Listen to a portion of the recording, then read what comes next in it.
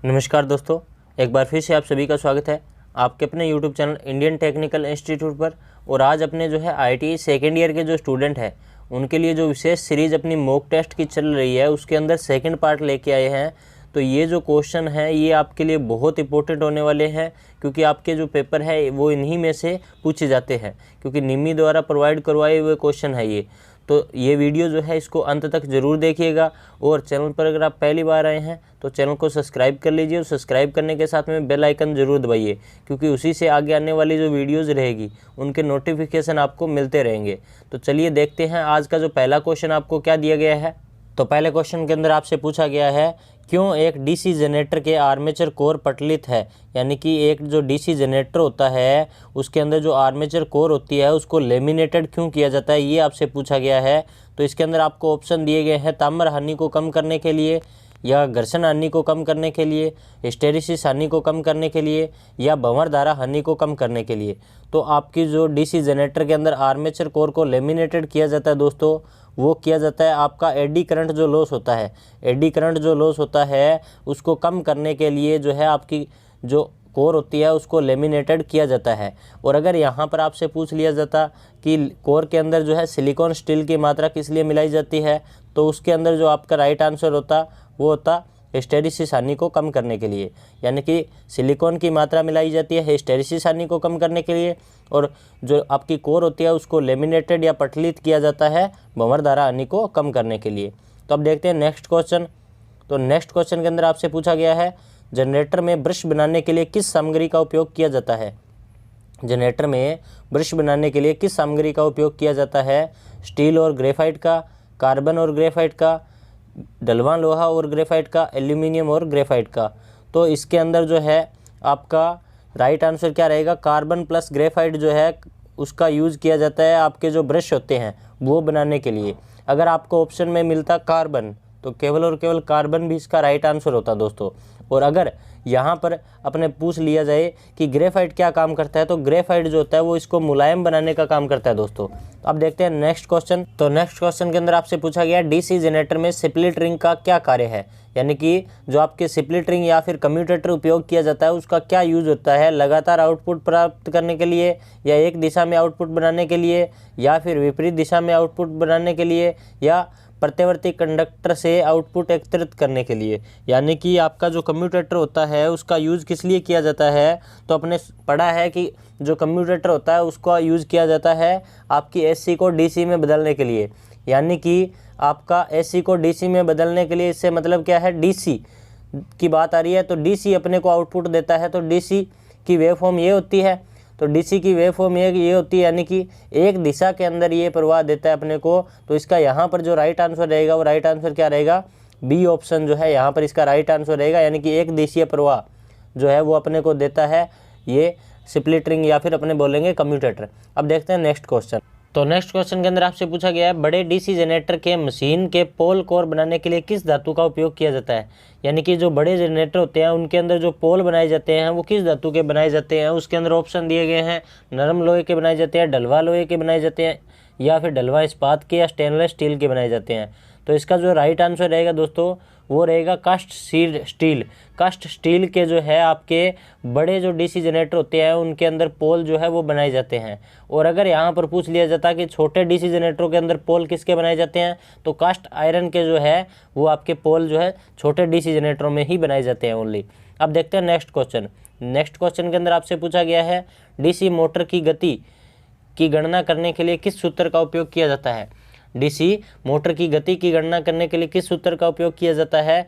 तो मैंने जो है आपको जब डीसी मोटर चैप्टर करवाया है, अगर आपने इसी चैनल के ऊपर वो वीडियो देखी है तो उसके अंदर ये करवाया हुआ होगा कि वहाँ पर मैंने आपको बताया कि जो आपकी स्पीड होती है वो आपकी बेक ईएमएफ के समानुपाती होती है, और जो आपकी स्पीड होती है वो आपकी फ्लक्स के व्युत्क्रमानुपाती होती है। ये मैंने आपको वहाँ पर जो है करवाया हुआ है दोस्तों। तो अगर आपने वो वीडियो देखी है तो आपको ये जो क्वेश्चन है बहुत ईजी होगा आपके लिए। अब इसके अंदर राइट आंसर क्या बन रहा है, तो इसके अंदर जो है ए ऑप्शन यानी कि EB/φ जो है वो इसका राइट आंसर बन रहा है दोस्तों। अब देखते हैं नेक्स्ट क्वेश्चन। तो नेक्स्ट क्वेश्चन के अंदर आपसे पूछा गया है किसी यौगिक मोटर की विशेषताओं के बिना बदले डायरेक्शन ऑफ रोटेशन बदलने के लिए सबसे अच्छी विधि क्या है। यानी कि आपकी एक कंपाउंड मोटर है, उसकी जो है आपको डायरेक्शन ऑफ रोटेशन बदलनी है, घूमने की दिशा बदलनी है, तो उसके लिए सबसे अच्छी विधि कौन सी होगी। आर्मेचर की धारा दिशा बदलकर, शंट फील्ड की धारा दिशा बदलकर, श्रेणी फील्ड की धारा दिशा बदलकर, या आर्मेचर और शंट फील्ड में करंट को एक साथ बदलकर। तो इसके अंदर इसका जो राइट आंसर रहेगा दोस्तों, राइट आंसर रहेगा आर्मेचर की धारा दिशा बदलकर। यानी कि सबसे पहली तो बात ये आती है कि कोई भी आपकी मोटर होगी, चाहे आपकी शंट मोटर हो, कंपाउंड मोटर हो या फिर सीरीज मोटर हो, तो उसके घूमने की दिशा बदल कैसे सकते हैं। तो एक तो तरीका होता है आर्मेचर की धारा दिशा बदलकर, यानी कि आर्मेचर के जो कनेक्शन होते हैं उनको बदलकर। दूसरा होता है उसकी जो फील्ड वाइंडिंग होती है उसके कनेक्शन बदलकर। तो यहाँ पर इसकी जो सबसे अच्छी विधि होती है वो होती है आर्मेचर की धारा दिशा बदलकर, यानी कि आर्मेचर के कनेक्शन चेंज कीजिए, उसके अंदर जो करंट की दिशा है वो चेंज हो जाएगी और साथ में ही आपकी मोटर है उसके घूमने की दिशा भी चेंज हो जाएगी दोस्तों। अब देखते हैं नेक्स्ट क्वेश्चन। तो नेक्स्ट क्वेश्चन के अंदर आपसे पूछा गया है डीसी स्टार्टर के प्रतिरोध को शुरू करने के लिए किस सामग्री का उपयोग किया जाता है। यानी कि डीसी मोटर के अंदर जो स्टार्टर उपयोग किए जाते हैं उनके अंदर जो प्रतिरोध लगे होते हैं वो प्रतिरोध किस धातु के होते हैं। तो वो जो प्रतिरोध होते हैं यूरेका के होते हैं, नाइक्रोम के होते हैं, मैग्नीन के होते हैं या कॉन्स्टाइन के होते हैं। तो वो जो प्रतिरोध होते हैं वो दोस्तों यूरेका धातु के बनाए होते हैं। यानी कि इसका राइट आंसर क्या रहेगा, ए ऑप्शन। अब देखते हैं नेक्स्ट क्वेश्चन। तो नेक्स्ट क्वेश्चन के अंदर आपसे पूछा गया है 3 कला स्क्विरल केज प्रेरण मोटर की स्लिप गति की गणना करने का सूत्र क्या है। यानी कि आपको जो है स्पीड जो है उसकी स्लिप ज्ञात करने का सूत्र पूछा गया है। तो यहाँ पर इसका जो राइट आंसर है दोस्तों, राइट आंसर है A option NS minus NR, यानी कि ए ऑप्शन जो है इसका राइट आंसर रहेगा। और अगर यहाँ पर आपसे पूछ लिया जाता कि इसका जो है आपको प्रतिशत स्लिप का सूत्र बताना है, तो प्रतिशत स्लिप के लिए क्या होता कि NS माइनस NR बटे में NS इंटू में आपका 100 होता। ये आपका जो है प्रतिशत स्लिप निकालने के लिए फॉर्मूला यूज़ किया जाता है दोस्तों। अब देखते हैं नेक्स्ट क्वेश्चन। तो नेक्स्ट क्वेश्चन के अंदर आपसे पूछा गया है एक्स चिन्हित भाग का नाम क्या है। एक्स चिन्हित भाग का नाम क्या है, जहाँ पर एक्स लिखा हुआ है वो वाला पार्ट कौन सा है। यानी कि ये जहाँ पर 3 लगाए हुए हैं छल्ले से, इनको क्या बोला जाता है ये आपसे पूछा गया है। तो इनको शाफ्ट बोला जाता है, ब्रश बोला जाता है, बेयरिंग बोला जाता है या स्प्लिट रिंग बोला जाता है। तो ये जो है आपके इनको बोला जाता है स्लिप रिंग, यानी कि स्लिप रिंग, यानी कि डी ऑप्शन जो है इसका राइट आंसर रहेगा दोस्तों। क्यों रहेगा, और स्लिप रिंग जो है वो क्या होते हैं, तो जिस तरीके से आपके डीसी की मशीनें होती है उनमें स्प्लिट रिंग या कम्यूटेटर उपयोग किए जाते हैं, उसी तरीके से एसी की जो मशीनें होती है उनमें ये स्प्लिट रिंग जो है यानी कि छल्ले जो है आपके गोल ये यूज़ किए जाते हैं आउटपुट के अंदर धारा देने के लिए या फिर जो है इनपुट के अंदर धारा देने के लिए मोटरों के अंदर। तो ये जो है 3 स्प्लिट रिंग जो है यहाँ पर 3 स्लिप रिंग दिखाए गए हैं। तो यहाँ पर इसका जो राइट आंसर क्या रहेगा, डी ऑप्शन। अब देखते हैं नेक्स्ट क्वेश्चन। तो नेक्स्ट क्वेश्चन के अंदर आपसे पूछा गया है 3 कला प्रेरण मोटर में इंसुलेशन प्रतिरोध को मापने के लिए किस उपकरण का उपयोग किया जाता है। यानी कि 3 फेज इंडक्शन मोटर के अंदर इंसुलेशन रेजिस्टेंस मापना है तो किसका उपयोग करेंगे। तो आपको ऑप्शन दिए गए हैं मेगर का उपयोग करेंगे, मल्टीमीटर का उपयोग करेंगे, शंट टाइप ओम मीटर का उपयोग करेंगे, श्रेणी प्रकार के ओम मीटर का उपयोग करेंगे।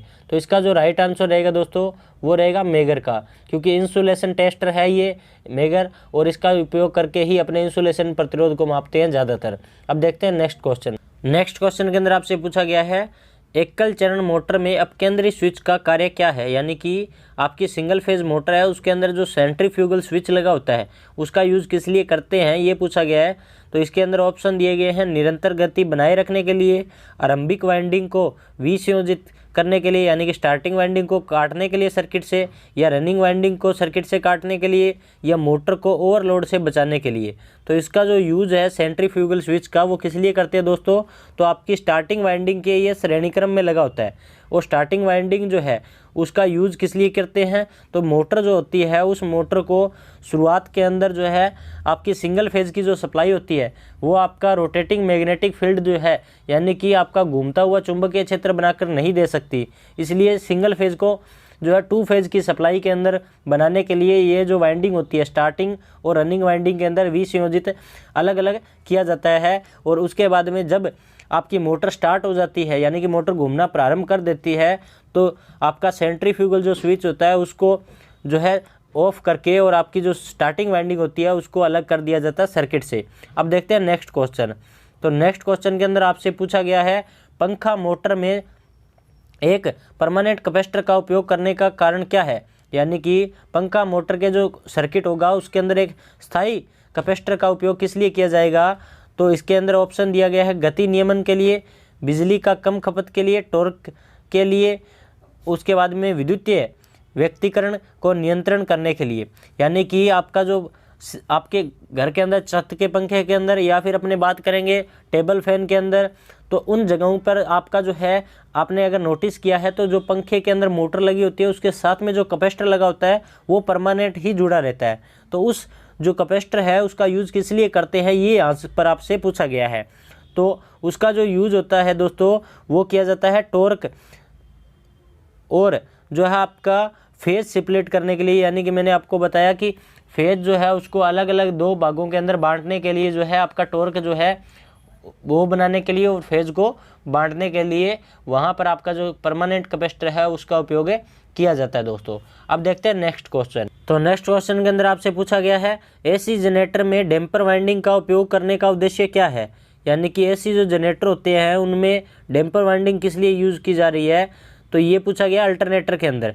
तो हीटिंग को रोकने के लिए, यानी कि आपका जो है अल्टरनेटर ज़्यादा गर्म ना हो इसलिए, या तांबे के नुकसान को रोकने के लिए यानी कि कॉपर लॉस को कम करने के लिए, या फिर नुकसान को कम करने के लिए, या फिर हिंटिंग प्रभाव को कम करने के लिए। तो इसका जो राइट आंसर है दोस्तों, राइट आंसर रहेगा हिंटिंग प्रभाव को कम करने के लिए या फिर हिंटिंग प्रभाव को रोकने के लिए जो है आपका अल्टरनेटर के अंदर डैम्पर वाइंडिंग की जाती है दोस्तों। अब देखते हैं नेक्स्ट क्वेश्चन। तो नेक्स्ट क्वेश्चन के अंदर क्या है कि आपको एक डायग्राम दिया गया है और डायग्राम देने के बाद में आपको पूछा है कि कन्वर्टर का नाम क्या है, यानी कि जो आपको डायग्राम दिख रहा है ये किसका है, तो धातु डिस्टकारी का है, रोटरी कन्वर्टर का है, मरकरी आर्क डिस्टकारी का है, या मोटर जनरेटर सेट का है।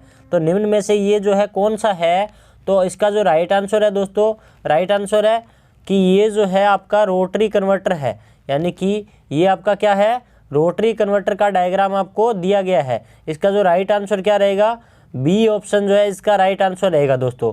अब इसके अंदर अपने देखते हैं कि ये रोटरी कन्वर्टर है कैसे। तो इसके अंदर अगर आपको देखोगे तो इस साइड में आपको कम्यूटेटर लगा हुआ दिख रहा है और इस साइड में यहाँ पर आपको 3 जो है स्लिप रिंग जो है वो आपको लगी हुई दिख रही होगी, यानी कि एक ही मशीन होती है। उस मशीन को क्या किया जाता है, एक साइड में आपकी जो है डीसी की तरह यूज़ किया जाता है और दूसरी जगह के ऊपर आपका एसी की तरह यूज किया जाता है। तो इसमें क्या होता है कि जब 3 फेज से सप्लाई देंगे तो इधर वाली साइड में जब ये मोटर घूमेगी तो घूमने के बाद में आपको आउटपुट के रूप में डीसी सप्लाई दे देगी, और इधर से अपने डीसी सप्लाई जब देंगे तो उसके बाद में ये घूमने के बाद में इधर की साइड में आपको 3 फेज की सप्लाई आउटपुट में दे देगा। तो इसलिए इसको रोटरी कन्वर्टर बोला जाता है दोस्तों। अब देखते हैं नेक्स्ट क्वेश्चन। तो नेक्स्ट क्वेश्चन के अंदर आपसे पूछा गया है सिंक्रोनस मोटर सिंक्रोनस गति से क्यों नहीं चलती, सिंक्रोनस मोटर सिंक्रोनस गति से क्यों नहीं चलती, ये आपको बताना है। तो इसके अंदर आपको ऑप्शन दिए गए हैं अपर्याप्त उत्तेजना के कारण, दोषपूर्ण पोनी मोटर के कारण, या फिर खुली डैम्पर वाइंडिंग के कारण, या डैम्पर वाइंडिंग में शॉर्ट सर्किट होने के कारण। तो इसके अंदर इसका जो राइट आंसर रहेगा दोस्तों वो रहेगा अपर्याप्त उत्तेजना के कारण, यानी कि आपकी सिंक्रोनस मोटर जो होती है वो सिंक्रोनस स्पीड पे नहीं चलती क्योंकि उसको जो है फील्ड एक्साइटेशन जो है वो कम होता है, उसके कारण आपकी सिंक्रोनस गति पे ये नहीं चल पाती दोस्तों। अब देखते हैं नेक्स्ट क्वेश्चन। तो नेक्स्ट क्वेश्चन के अंदर आपसे पूछा गया है ओवरहेड लाइन के लिए इस्तेमाल होने वाले ACSR कंडक्टर में स्टील क्यों यूज़ किया जाता है, यानी कि आपकी जो खंबे के ऊपर जो तार यूज़ किए जाते हैं उन तारों के अंदर जो है स्टील जो है वो क्यों यूज़ किया जाता है एल्यूमिनियम के तारों में, ये पूछा गया है। तो उसके अंदर ऑप्शन आपको दिए गए हैं लाइन सेक को कम करने के लिए, लाइन वोल्टेज ड्रॉप को कम करने के लिए, तन्यता बढ़ाने के लिए, धारा वहन क्षमता बढ़ाने के लिए। तो इसका जो राइट आंसर है दोस्तों, राइट आंसर है कि इसकी जो है आपकी स्ट्रेंथ बढ़ाने के लिए, यानी कि आपका जो है केबल जो होगी उस केबल की स्ट्रेंथ बढ़ाने के लिए, क्योंकि एल्यूमिनियम जो होता है वो आपको पता है थोड़ा सा कमज़ोर होता है। तो एल्यूमिनियम कमज़ोर होने के कारण खंभे पर जो है उसका अगर वज़न बढ़ेगा तो वज़न बढ़ने के कारण उसके टूटने का खतरा रहता है। तो इसीलिए वहाँ पर स्ट्रेंथ जो है उसको बढ़ाने के लिए उसमें एक जो है स्टील की तार यूज की जाती है दोस्तों। तो ACSR तार के अंदर स्टील इसीलिए यूज किया जाता है। और इसमें कौन से क्वेश्चन बनते हैं, तो इसके अंदर पूछ लिया जाता है ACSR का पूरा नाम, यानी कि इसका पूरा नाम क्या है। तो एल्यूमिनियम कंडक्टर स्टील रेनफोर्स्ड जो है इसका पूरा नाम होता है। और इसके अंदर और पूछ लिया जाता है कि इसका यूज ACSR तार का यूज किस कहाँ पर किया जाता है, तो ओवरहेड लाइनों में किया जाता है। या आपसे ये पूछा जा सकता है ओवरहेड लाइनों में कौन सी तार यूज की जाती है, तो ACSR तार यूज की जाती है। अब देखते हैं नेक्स्ट क्वेश्चन। तो नेक्स्ट क्वेश्चन के अंदर आपसे पूछा गया है कि ओवरहेड लाइनों में उपयोग किए जाने वाले इंसुलेटर का नाम क्या है, यानी कि जो डायग्राम आपको दिया गया है और डायग्राम दे के पूछा गया है कि ये जो इंसुलेटर है ये कौन सा है। तो ये आपका है पिन इंसुलेटर या पोस्ट इंसुलेटर या स्ट्रेन इंसुलेटर या सेकल इंसुलेटर। तो इसका जो राइट आंसर है दोस्तों, राइट आंसर है ये आपका सेकल इंसुलेटर का डायग्राम आपको दिया गया है। अब देखते हैं नेक्स्ट क्वेश्चन। नेक्स्ट क्वेश्चन के अंदर आपसे पूछा गया है स्टीम पावर स्टेशन में बॉयलर का उद्देश्य क्या है, यानी कि भाप को अधिक गर्म करने के लिए यूज किया जाता है, गर्मी पानी और हवा को देने के लिए, पानी को भाप में बदलने के लिए, जले हुए ईंधन में गर्मी को मुक्त करने के लिए जो है आपका बॉयलर यूज किया जाता है। तो आपका जो है थर्मल पावर प्लांट वगैरह में बॉयलर किस लिए यूज होता है, तो वहाँ पर आपका जो है पानी को भाप में बदलने के लिए, पानी को भाप में बदलने के लिए आपका जो बॉयलर है यूज़ किया जाता है, यानी कि सी ऑप्शन जो है यहाँ इसका राइट रहेगा दोस्तों। अब देखते हैं नेक्स्ट क्वेश्चन। तो नेक्स्ट क्वेश्चन के अंदर आपसे पूछा गया है पारंपरिक बिजली उत्पादन कौन सा है, पवन ऊर्जा संयंत्र है, ज्वारीय ऊर्जा संयंत्र है, या फिर सौर ऊर्जा संयंत्र है, या फिर जो है आपका थर्मल पावर प्लांट है। तो इनमें से जो ज्वारीय ऊर्जा संयंत्र है या फिर पवन ऊर्जा संयंत्र है या फिर जो है सौर ऊर्जा संयंत्र है, तो कोई भी इनमें से जो है नहीं है। इनमें से जो इसका राइट आंसर रहेगा दोस्तों वो रहेगा आपका थर्मल पावर प्लांट जो है आपका, वो आपका पारंपरिक बिजली उत्पादन स्रोत के अंदर आता है दोस्तों। अब देखते हैं नेक्स्ट क्वेश्चन। तो नेक्स्ट क्वेश्चन के अंदर आपसे पूछा गया है यूपीएस का पूरा नाम क्या है। मैंने आपको पहले भी बता दिया है कि आपकी फुल फॉर्म बहुत ज़्यादा इंपॉर्टेंट रहती है, और ये जो क्वेश्चन है ITI 2017 के अंदर भी पेपर में पूछा गया है। इसका जो राइट आंसर क्या रहेगा दोस्तों, तो यूपीएस जो होता है उसका पूरा नाम क्या होता है, तो अनट्रैप्ड पावर सप्लाई। अनट्रैप्ड पावर सप्लाई जो है यूपीएस का पूरा नाम होता है दोस्तों, और ये क्वेश्चन आपके पेपर में पूछा जा सकता है दोस्तों। इसके अलावा जो है अपने देखते हैं नेक्स्ट क्वेश्चन। तो नेक्स्ट क्वेश्चन के अंदर आपसे पूछा गया है कि फील्ड इफेक्ट ट्रांजिस्टर FET का उपयोग क्या है, वोल्टेज नियंत्रण डिवाइस है, धारा नियंत्रण डिवाइस है, सकारात्मक फीडबैक डिवाइस है, कम इनपुट प्रतिबाधा उपकरण है। तो इसका जो राइट आंसर है दोस्तों, राइट आंसर क्या है कि ये जो है आपकी वोल्टेज कंट्रोल डिवाइस है। ये आपकी एक वोल्टेज कंट्रोल डिवाइस है। FET जो है वो आपकी एक वोल्टेज कंट्रोल डिवाइस है। अब देखते हैं नेक्स्ट क्वेश्चन।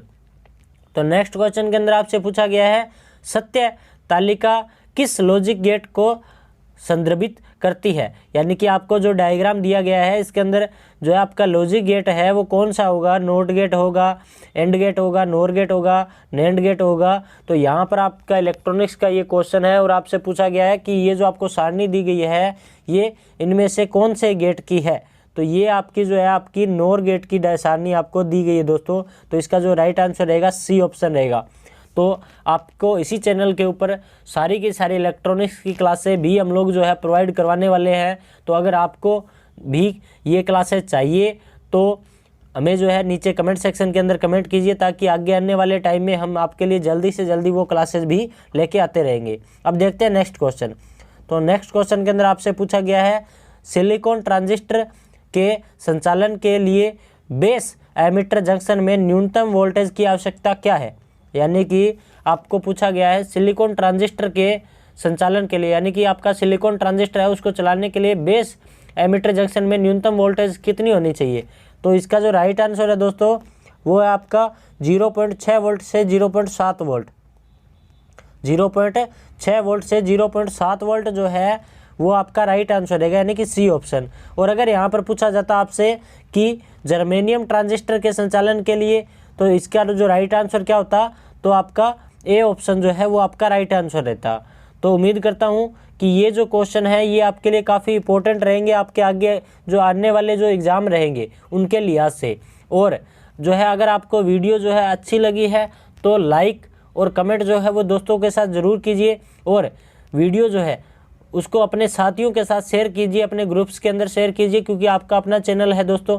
और चैनल पर अगर आप पहली बार आए हैं तो चैनल को सब्सक्राइब करना ना भूलें, क्योंकि जो है इसी से आगे आने वाली जो वीडियोज़ रहेगी उनके नोटिफिकेशन आपको मिलने वाले दोस्तों।